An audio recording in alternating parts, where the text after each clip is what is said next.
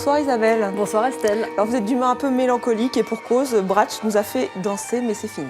C'est presque fini puisqu'ils arrêtent après les 5 concerts qui arrivent. Donc ils seront à la cartoucherie de Vincennes à partir de demain et jusqu'au 31 décembre. Donc ils ont eu une carrière incroyable, 43 années de musique endiablée. Ils ont commencé par le jazz et puis la musique un petit peu latino avant de s'orienter vers la musique de l'Est. Ils ont réalisé 15 albums et des centaines de concerts. Alors pourquoi ils ont décidé de passer la main? Je vous laisse découvrir Sérieux s'abstenir. Regardez. Bratsch, ça s'arrête. Oui, Bratsch, ça s'arrête. Qu'est-ce qui se passe?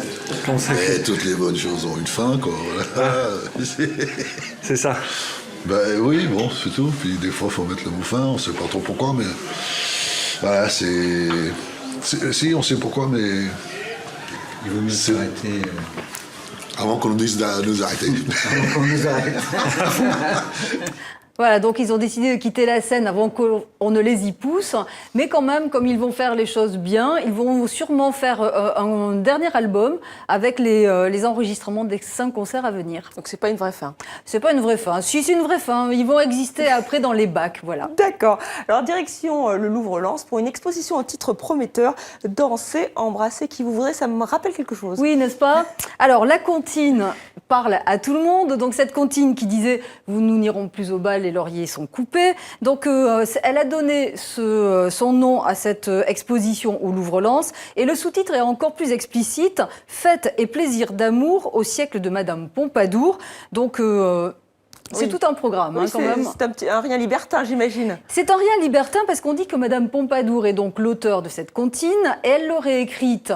Elle semble tout à fait innocente, mais elle l'est beaucoup moins si on en juge. Écoutez donc, les lauriers de la chanson auraient indiqué donc au XVIIIe siècle les petites cahutes où les prostituées, ces dames de petite vertu, exerçaient leur charme à Paris et à Versailles. Donc Madame de Pompadour a inauguré ce siècle de galanterie et l'exposition lui rend hommage. Je vous propose de la découvrir. Nous n'irons plus au bois, les lauriers sont coupés. Fini les années austères, Louis XIV rend son dernier souffle, son épouse, la très dévote Madame de Maintenon se retire. La France du XVIIIe peut respirer, que la fête commence. Les arts vont servir ce sentiment amoureux avec de très grands noms comme Antoine Watteau, François Boucher ou Jean-Honoré Fragonard que l'on retrouve dans l'exposition, mais aussi avec des artistes qui, à travers l'Europe, vont s'intéresser à ces mêmes thématiques. Noces, bals, mascarades, les artistes peignent la fête sous tous ses angles, mais cachent dans les coins quelques indices licencieux, un coquin petit lapin, un chaste petit oiseau, autant de sous-entendus sexuels qui épicent ces innocentes pastorales. Pièce maîtresse de l'exposition, le pèlerinage à l'île de Cythère d'Antoine Watteau. Pour lui, l'Académie royale de peinture créera le thème de la fête galante. Et cette farandole, eh bien, c'est une farandole de l'évolution du sentiment amoureux. Il a été donné à l'Académie royale de peinture et de sculpture. Depuis cette époque, il n'était plus jamais ressorti du Louvre. C'est la première fois en 3 siècles que ce tableau sort. Exubérant et léger, ce XVIIIe siècle est celui des artistes. Les arts décoratifs rentrent dans les intérieurs, en France et ailleurs. Estampes et porcelaines, avec leurs escortes de bergères, feront le tour d'Europe. Et avec eux, l'esprit de ces fêtes galantes, honorées par le Louvre-Lens.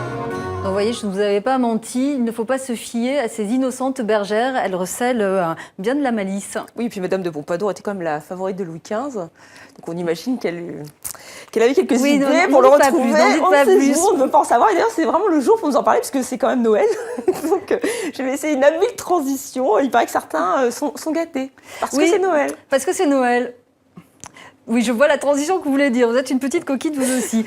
Donc, reprenons notre sérieux. Donc, le Père Noël a fait sa tournée. Il s'est arrêté aux États-Unis et il n'a pas oublié le petit soulier de Robert Downey Jr. L'acteur américain était en délicatesse depuis pas mal d'années avec la justice pour une affaire de drogue. Et il a fait partie hier des 91 graciés par le gouverneur de Californie.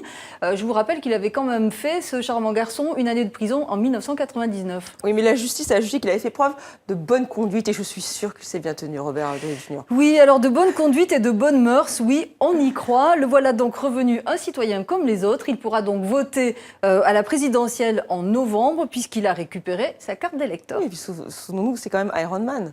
Iron Voilà, Man. c'est un et puis super-héros, aussi, donc c'est normal qu'il soit gracié quand même. Oui, et puis aussi Charlie Chaplin, donc la malice est toujours au rendez-vous. Et puis regardez, si vous croyez au Père Noël, Estelle, je pense que l'année prochaine, le Père Noël pourrait peut-être troquer ses rennes contre ses robots galopants. C'est le petit clin d'œil d'une entreprise qui travaille plutôt pour les militaires, mais elle a été rachetée par Google, donc Google nous présente ces images. Il paraît que ces rennes, quand même, n'auraient pas convaincu le Père Noël et que l'année prochaine, il continuera avec ses grosses bestioles habituelles. On est rassurés, Oui, moi je respire. Oui, moi je le comprends parce que franchement, ils sont un petit peu effrayants, ces rennes. Je crois qu'ils n'ont même pas de tête ou de museau ou de je ne sais pas. Enfin, Vous ils ont des pattes en tout cas, voilà. et Donc, le traîneau était tiré, mais c'est tout ce qu'on peut dire. Très bien, ce sera le mot de la fin. Merci Isabelle, on se retrouve demain.